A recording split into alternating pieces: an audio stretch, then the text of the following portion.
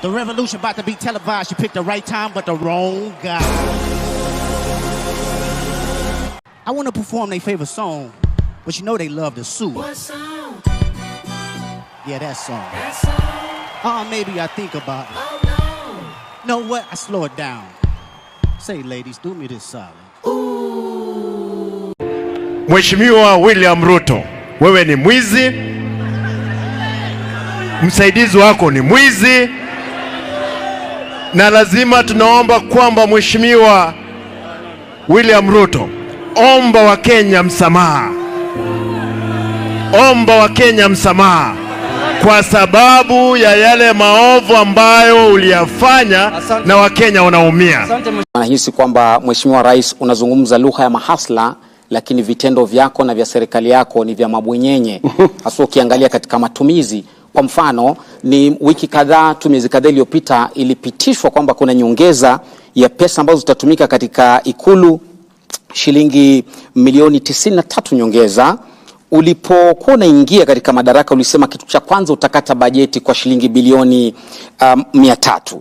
Na hii ilikuwa ni kwamba ujaribu kupunguza matumizi ili Mkenya ambaye ni hasla uliyezungumza kwamba ukiweka Biblia chini tu hivi, ikiwa ni tarehe 11 Septemba mwaka jana kabla uapishwe, utaziba mashimo yote ya makateli na kila kitu kitakuwa shwari. Lakini swali ambalo leo Mkenya anajiuliza ni kwamba hakuna pesa ya kuweza kuajiri walimu zaidi, haswa wa shule sekondari junior ambao sasa hivi kuna upungufu wa karibia 1048. Hakuna pesa ya kulipa madaktari kwa wakati ufaao. Kaunti ya mwisho kutaka kugoma ni kaunti ya Kisumu. Hakuna pesa ya kuongeza fedha haswa katika kaunti. Kumbuka kwamba ni maseneta wako katika ambao wanaegemea upande wa Kenya Kwanza waliangusha ule mswada wa kuongeza fedha hadi kufikia shilingi bilioni 407, wakaishukisha hadi 385.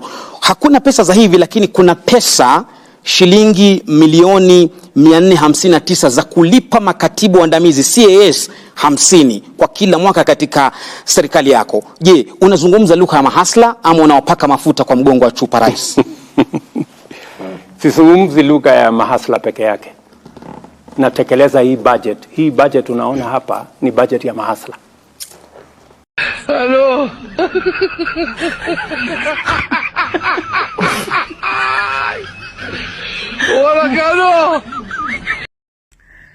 Listen to this. Ndio wewe unafikiria some other tribes are your enemy, ufungua akili. There is this guy called Kwame Owino of Institute of Economic Affairs.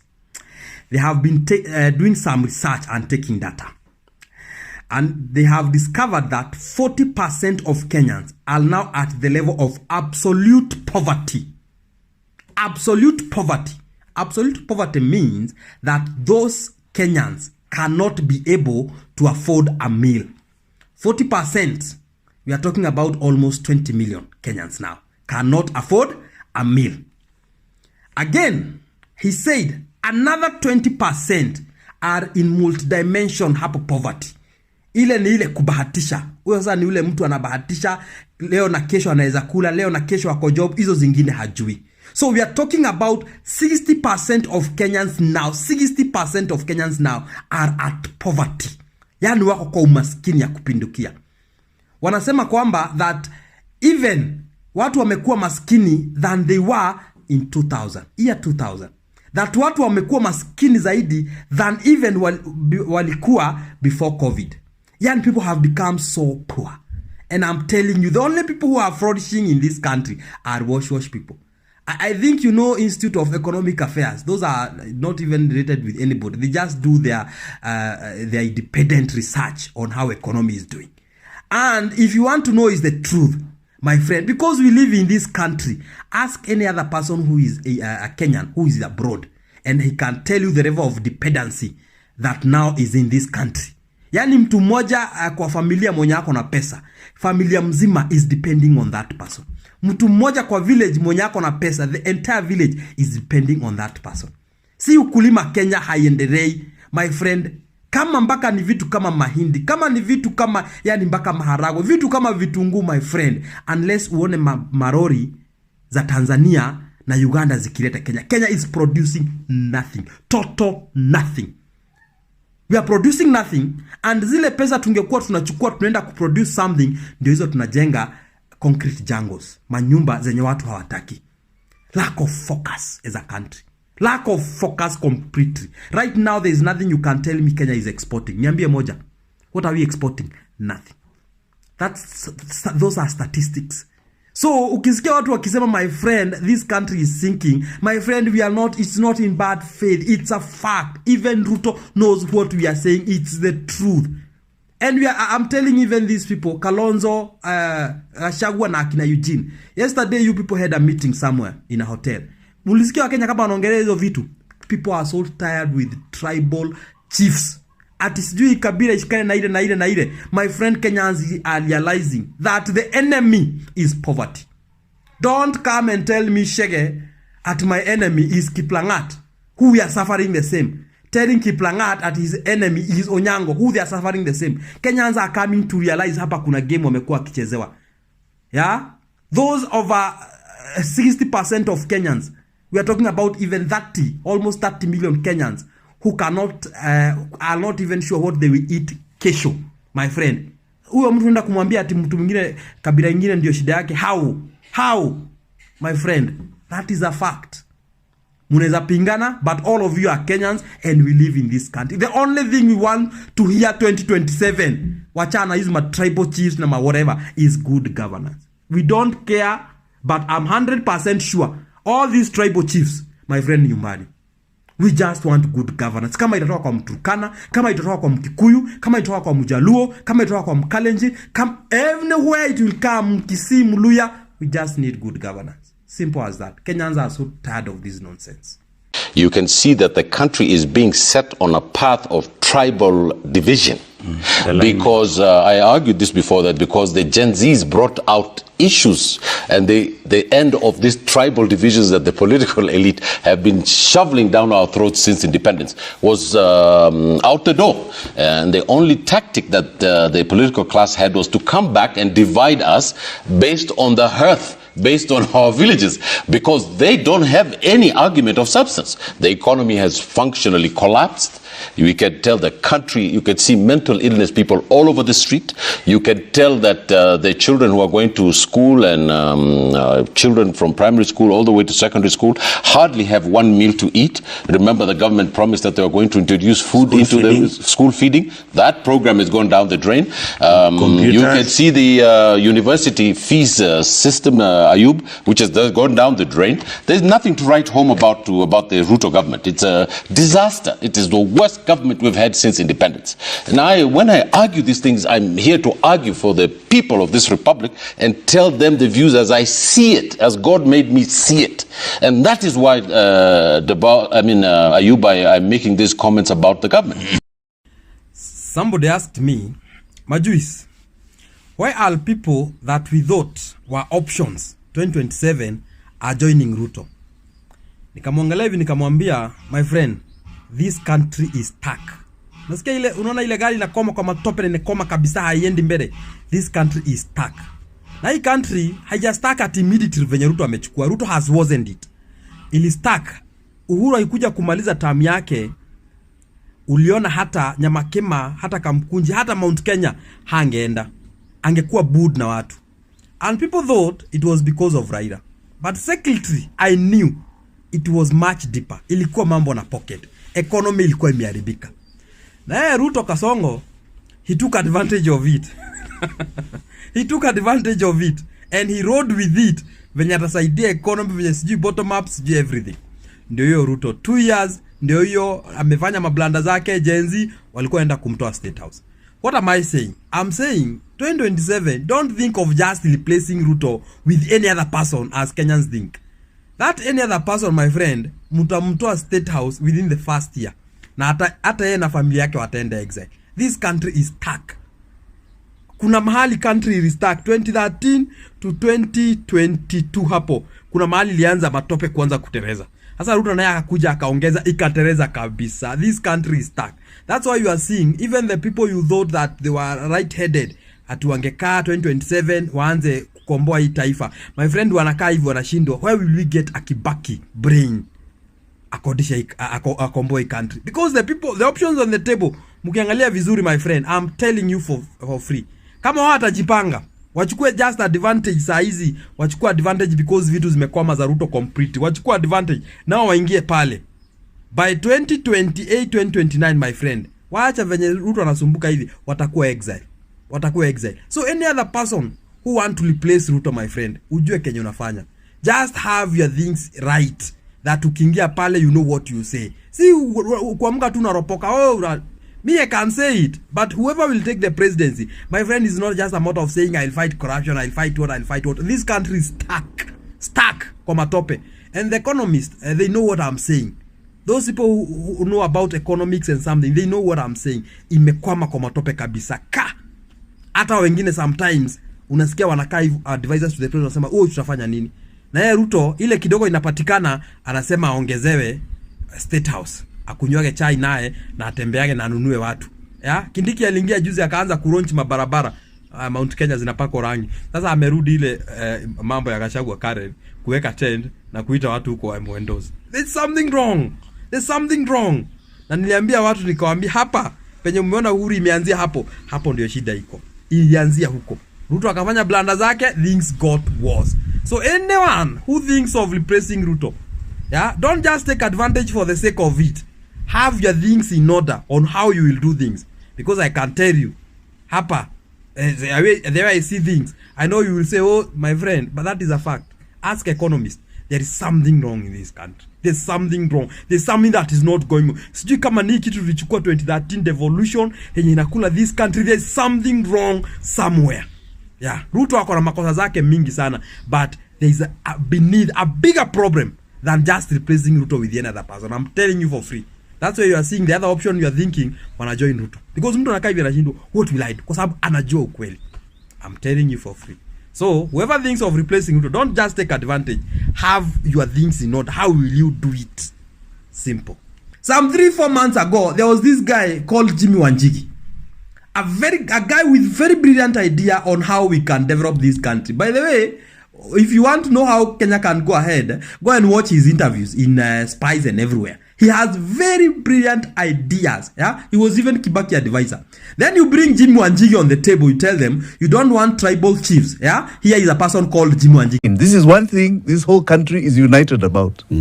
The pain of our economy.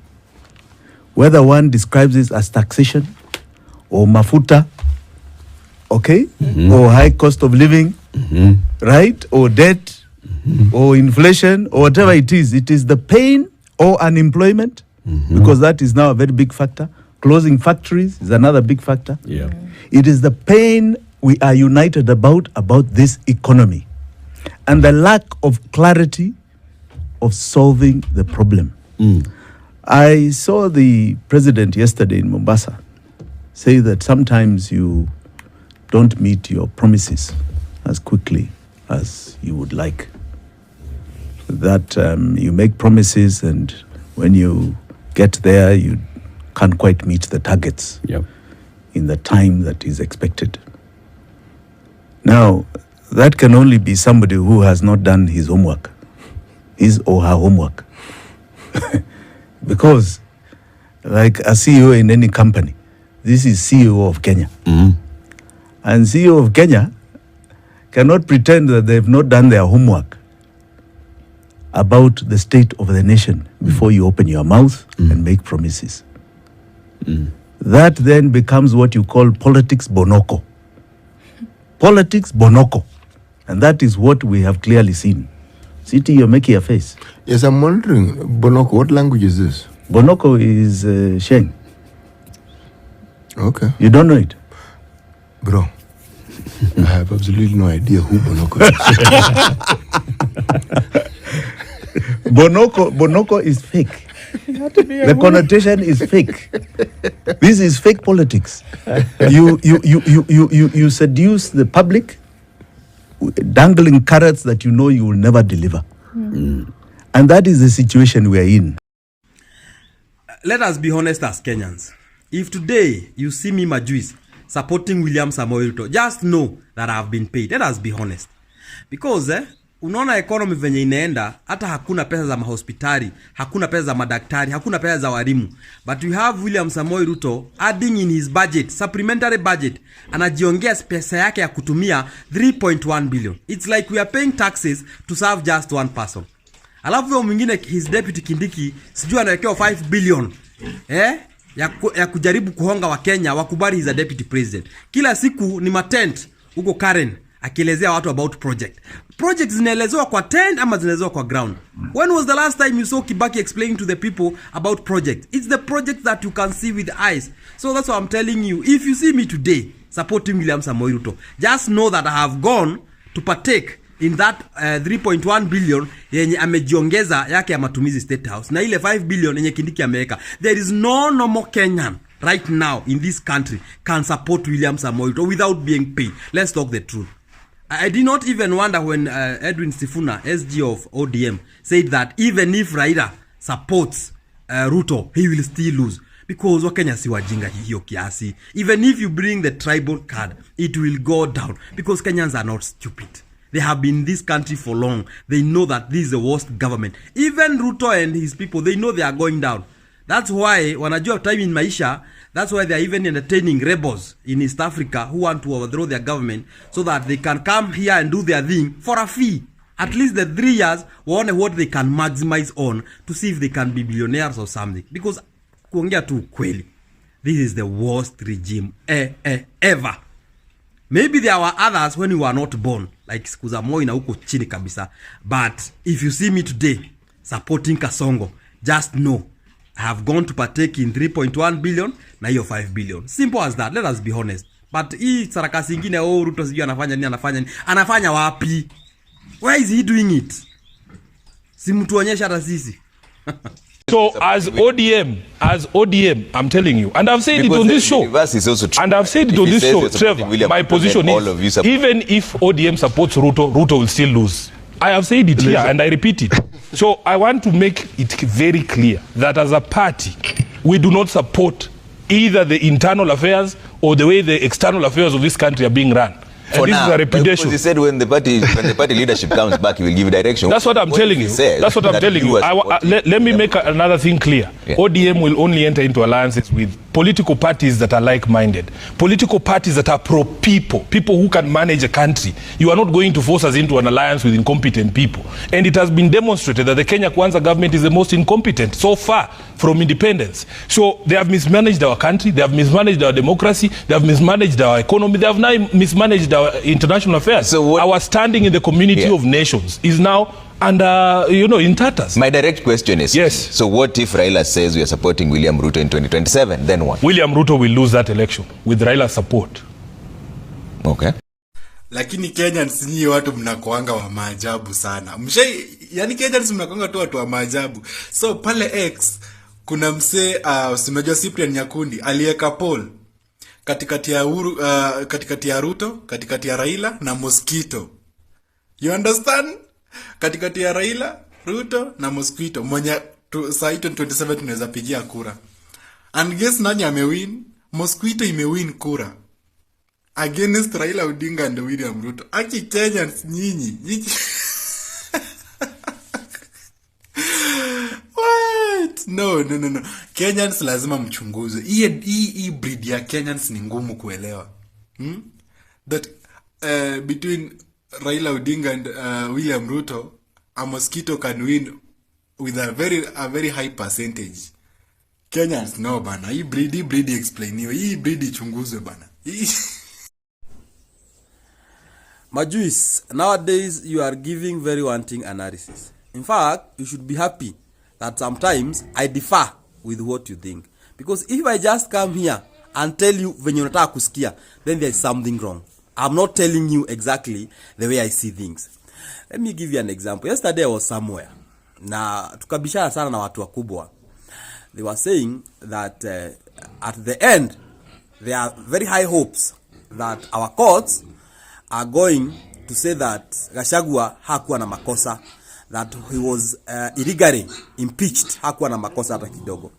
Then nikawauliza, if our courts are going to say that, who will be behind it? Because somebody will be behind it. Wakaniambia hapana, our courts wameangalia, wameona hakuwa na makosa. Nikamwambia, but mjue, when the courts walikuwa wanatakikana waangalie kama hako na makosa, all the systems of our judiciary went down. This was confirmed by the Supreme Court Judge Isaac Lenaora. System zote zikaenda chini. But now system zitarudi na haonekana hako na makosa. Nikamwambia, Kenyans, be very careful. The next chapter we are going, the only thing that these politicians are going to do to Kenyans, they are going to inject tribal animosity. I'm telling you.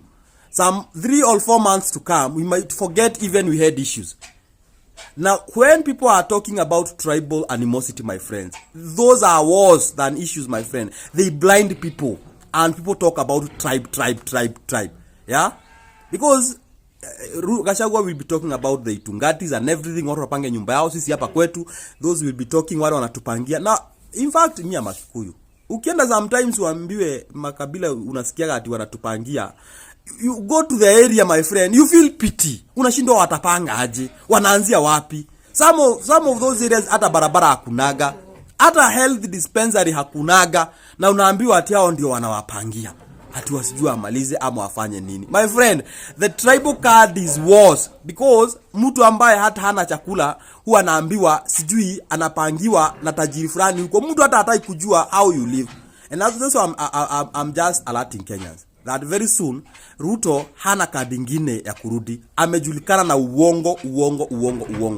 Some of these talks we are seeing from MPs, akina Karuma, akina Robert Arai, akina nani, my friend, they are just directed for what is meant to be done. The tribal animosity. That's what I was telling you. When the Gen Z movement was happening, the idea was to take all these people nyumbani. These tribal leaders. We take all these tribal leaders nyumbani. Bure, tuanze kushinda na tribe. Ati mimi uko kwetu, let them bring on. Let the Ruos bring on. Let the Kikuyus bring on. My friend, that is the trap of politicians. We have gone back down there.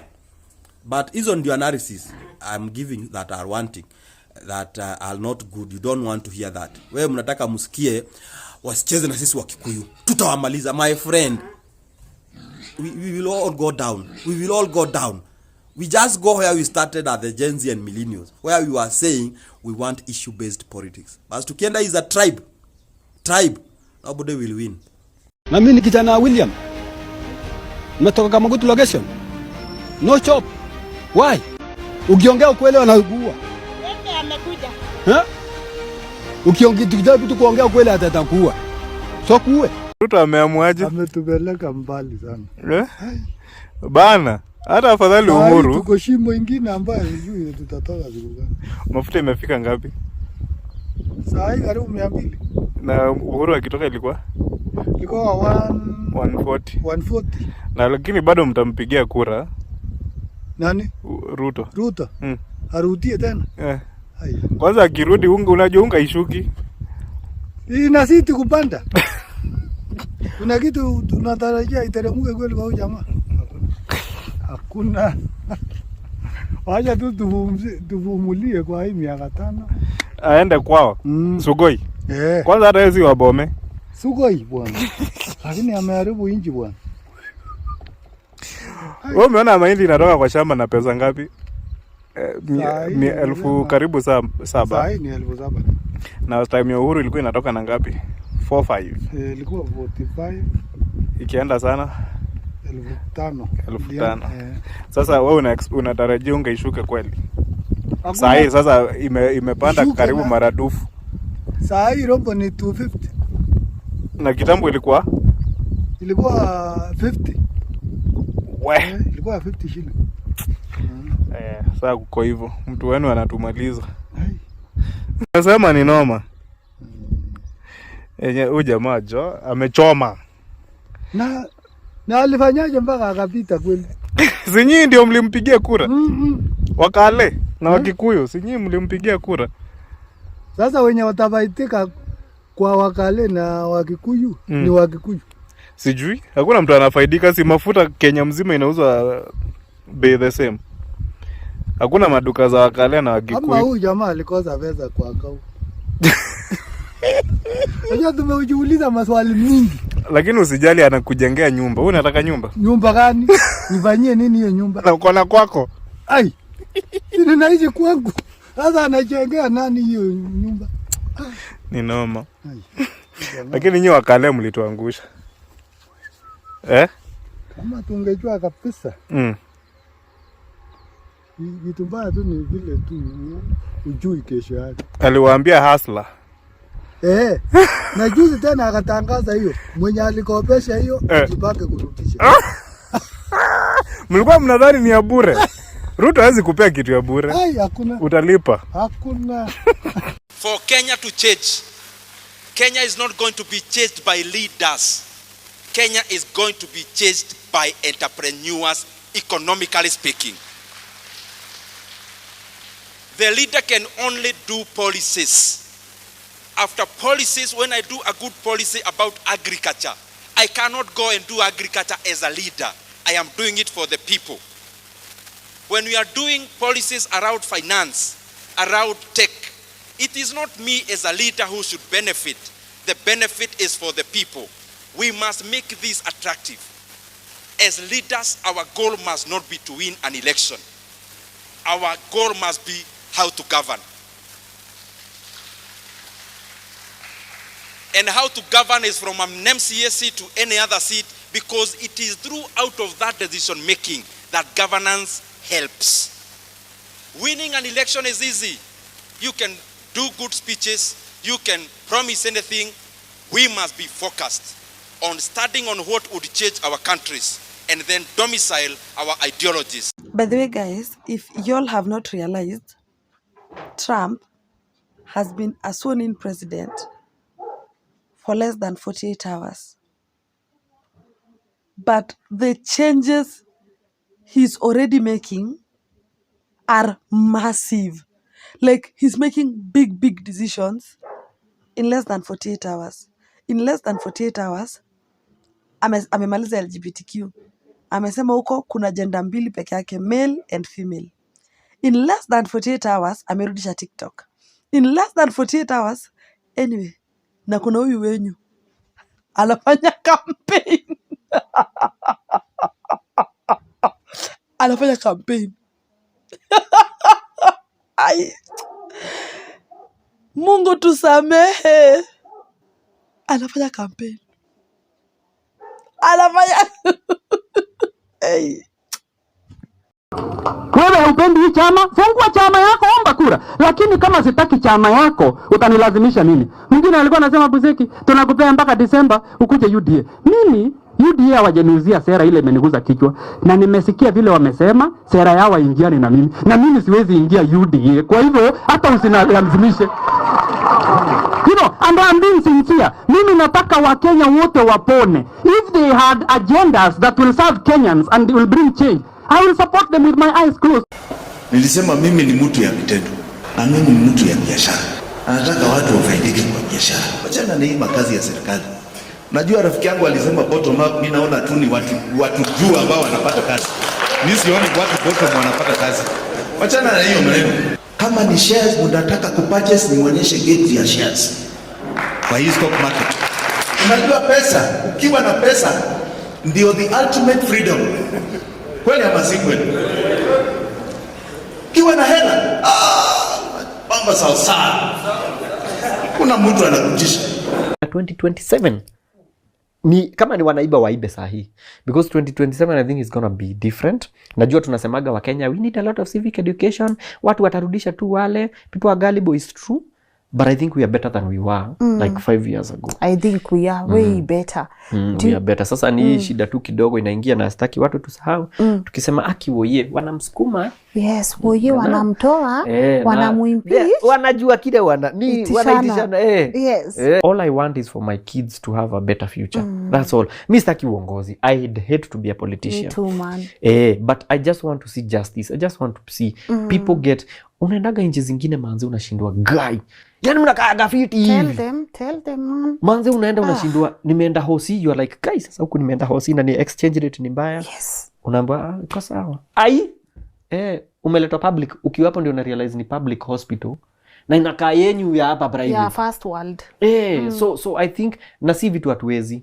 If you are affording to fuel all those guzzlers, if you are affording kuweka ofisi haziko, mtu ako na advisors kama 10 na hahitaji achukue advice. If you are affording very unnecessary positions, then hakuna kitu hatuwezi fanya. But let me say this. William Ruto has not only lost Mount Kenya, he has lost the country. The kind of public disaffection with William Ruto's performance on the economy, the issue that unites Kenyans is not even tribe. I'm even surprised. These two are still talking like the Kenyan of before, where it was always about tribes, Mount Kenya here, Luos here, who here. Kenyans don't care about those tribes. Kenyans care about a government that responds to their needs, a government that creates an economy that makes meaning to them. Professor is telling us about CG plumbers, masons being employed in Makasembo, Lumumba housing estates. What about those unemployed teachers? What about those lawyers who are unemployed? What about those doctors? What about those JSS teachers who've been on strike demanding for the recognition of their CBA? Do you want them to become plumbers? Do you want them to become masons? And yet, when they went to school and they acquired a skill, when a lawyer goes to acquire a skill, a teacher goes to school to acquire a skill, is it now the responsibility of the government to turn this lawyer, to turn this teacher, to turn this doctor to become a plumber by force? No. We need to create an economy that makes meaning to everybody, an economy that empowers somebody based on his skill set. We cannot all become plumbers in this country, for Christ's sake. So government talking about unemployment should not reduce it to create jobs for masons. We create jobs for, as David D says, people to sell chapatis at construction sites. I'm an advocate. I want to go and practice law. She's a doctor. He needs to go and treat Kenyans.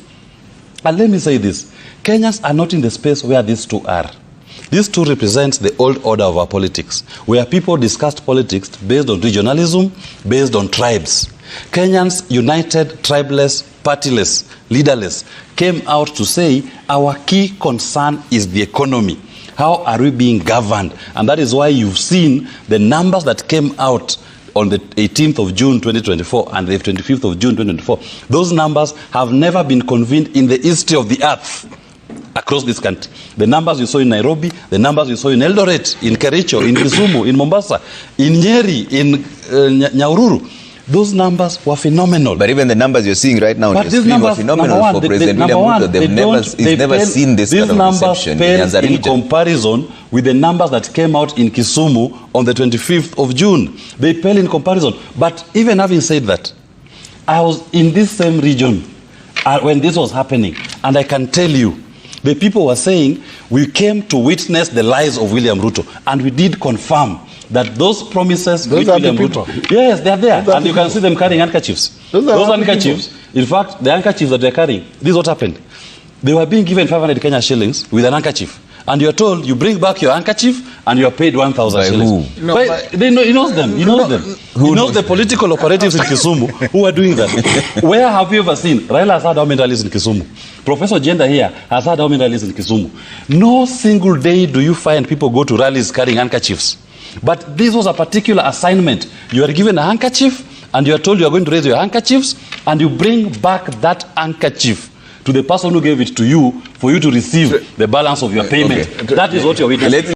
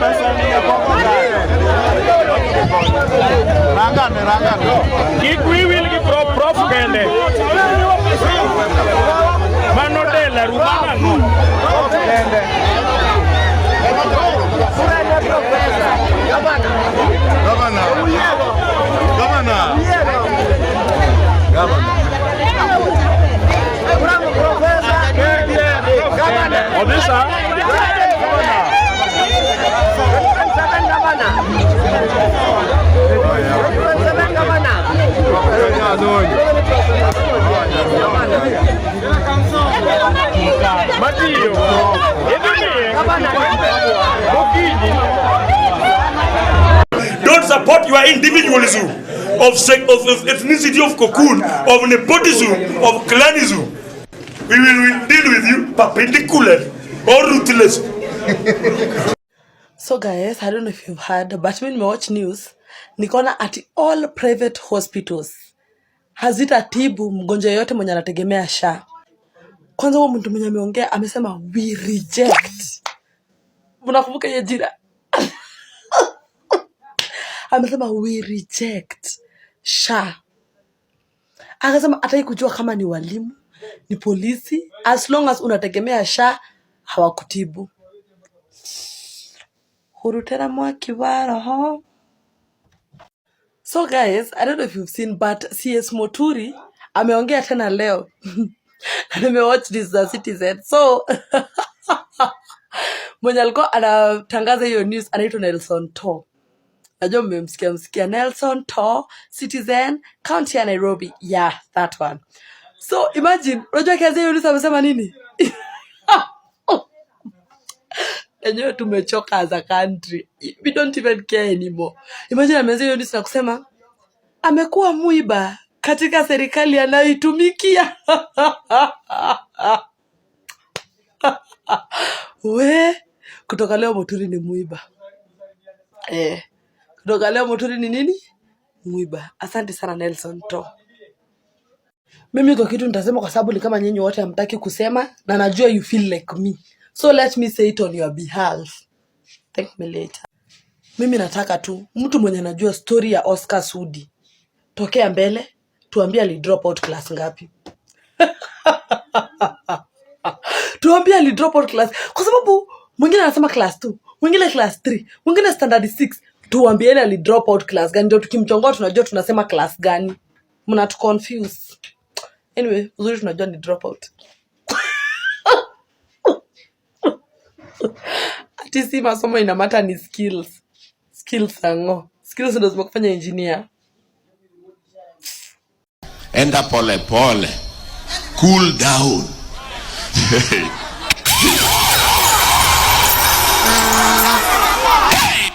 We are not cooling down any soon. In fact, it might get hotter. We will consolidate. Kisungu kubwa. And after we consolidate, we will strategize. Here I come. Oh, here I come. Oh. Hey! Hey!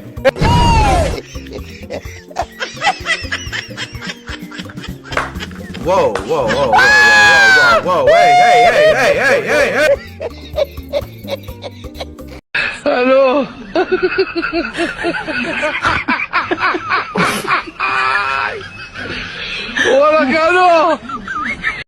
And don't buy into the political rhetoric of trying to divide you into tribes. Yes. Our problems are not tribal.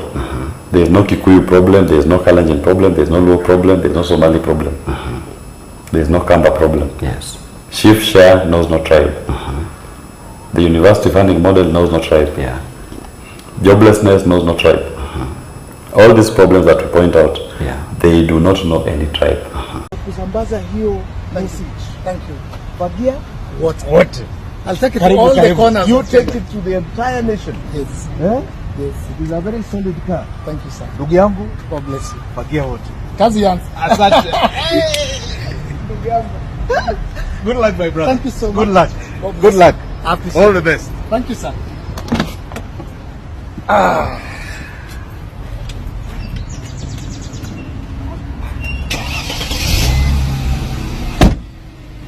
It's time for a fresh start. Tunafagia wote. Your Excellency. Aya, alafu matopare. Okay, matopare. Matopare. Topa. Matopare. Matopare. Topa. Tuesday. Tunarudi uwanjani. She asked me, baby, where you from? I told her, Kenya.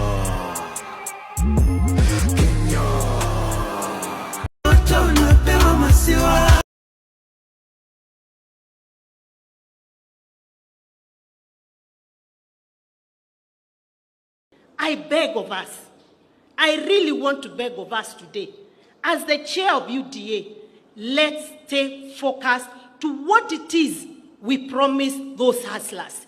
Because if we don't deliver, those hustlers will send us out of power, and they'll send us with vengeance.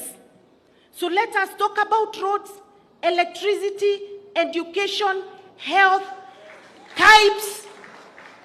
Let's tone down on the politics. It is not healthy. It is not healthy. It is the wrong time. Wananchi naweza sikia kuchukua William Ruto. Wanaweza mchukua kwa sababu sisi wananchi, we don't need him. Ametuchosha. Ama nyinyi mjachoka? Mjachoka na Ruto? Ule mtu anataka kuchukua William Ruto, you can take him for free, take Wetangula for free, take Mudavadi for free. Tunawapea hizo takataka zote. Waende waongoze if they are good to you. Majenzi mko? Kazi mnafanya kwa mtandao ni mzuri sana. Na tunapongeza nyinyi. Na muendelee. Mtaendelea. Lakini mtandao peke yake haitoshi. Tunataka mjiandikishe kama wapiga kura. Wale watu ambaye watakomboa Kenya hii, wenye kuamua Kenya itaongozwa namna gani, ni hao majenzi wetu mwaka wa 2027. Lakini hamwezi amua Kenya itakaa namna gani kwa simu peke yake. Lazima mchukue vitambulisho, lazima mjiandikishe kama wapiga kura. Siku hiyo ikifika muamuke saa 9, muungane na sisi na wengine, tuende pale kwa debe, tutafute uongozi wa maana ambaye utaheshimu wa Kenya, utaheshimu demokrasia na utakubali kufanyia kila mtu maendeleo. Tumekubaliana majenzi? Hata nasahau tarehe ni gani. Mimi siko na tarehe kwa kalenda. Na mimi hata sina haja nayo. Mimi chenye niko nayo nayo ni serikali ya 2027. Huyu mkata ushuru tumtoe. Na tuungane si wote. Meta vile naona nisha reject hiyo finance bill 2025. Ningoje tu date ya maandamano. Juu mambo yendi bana. Mimi hata wafanye nini? Mimi nisha reject. Mfanye nini? Nisha reject. Mfanye nisha reject. Nime reject. Mtoe date ya maandamano sasa. And we are not alone. There's a new force of nature at hand, stirring all over the world. They are the young people whom, frankly, we have failed, who are angry, who are organized, who are capable of making a difference. They are a moral army. And the most important thing that we can do for them is to get the hell out of their way. Kwanza mimi ikifika 2027 naiba mpaka kura ya madhangu na budangu. Sitaki warudi tu huko tena. Sima youth church anuka. Madha zetu bado Ruto unaenda home na 13 parliament tunaivunja. Wende home wote tuanze fresh. Mr. Speaker, sir, I'm here to address you. You must go. Ruto must go. Kwapa na hatuendi. Kwapa tunalala huku na hatuendi. We don't fear you guys. You hypocrites. We don't fear you. Mr. Speaker, we don't fear you. Tuko ndani. We stomped inside. Sisi ni nani? I'm inside. Niko ndani. Na tunamalizana na nyinyi. Tunamalizana na nyinyi. Mmetutesa sana. Today is today. You must hear our cry. Sisi ni sisi. Utatusikiza. Hii ni bunge yetu. Sisi tumewafanya mko hapa. This is our parliament. You must hear us. Kama hamna masikio, tutawafanya msikie. Poa manze. Sasa nini? President tunataka kuambia uko na miaka 2 katika ofisi. Na wananchi hawa they will punish you na hata ukiwa na pesa watakutoa nje. Wacheni tu mimi niseme na mapema. Ndio kama kuna list na andiko mniweke kwa list. I can't wait to reject finance bill 2025. I can't wait because I know it will be something absurd. It will be something mental. I can't wait. Mneke kwa list jameni. List ya reject. Idiots who don't want to participate in the affairs of their nation. They think things will just work in and of themselves. Then they are tribalists.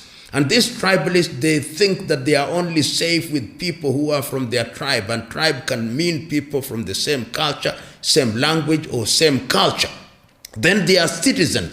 These are individuals who are responsible and know that when you want to be served, you must give those who have the desire and the intellectual capacity to serve you. In many societies, it is only a small percentage of people that can be called citizens, not more than 5%. And if a society wants to grow in the right direction, civic education is what will help the idiot and the tribalist to become a citizen.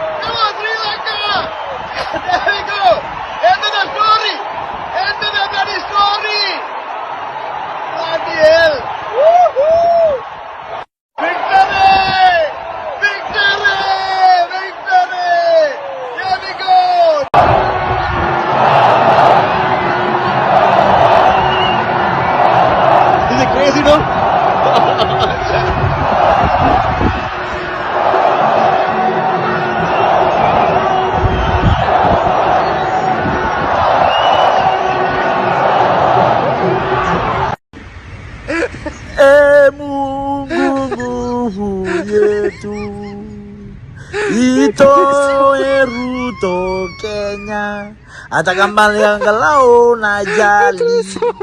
Sisi Kenya tumechoka na Ruto, maisha imekaribikia, analipisha mpaka sodo ya wamama. Pure kabisa Ruto. We don't like you, go home. Tutatafuta kiongozi ambaye anapenda mwananchi na anapenda kijana kama sisi.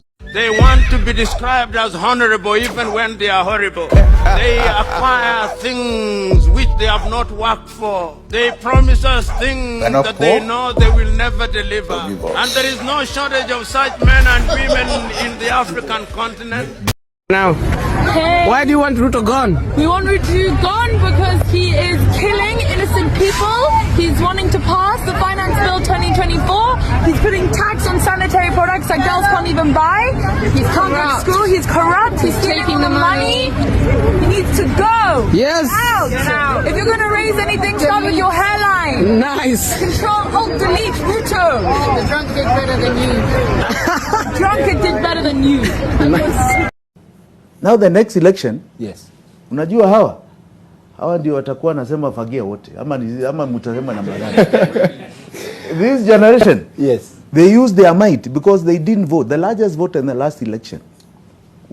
Hi Kenyans, mi sina maneno mingi. All I want to say is Ruto must go like yesterday. Bye.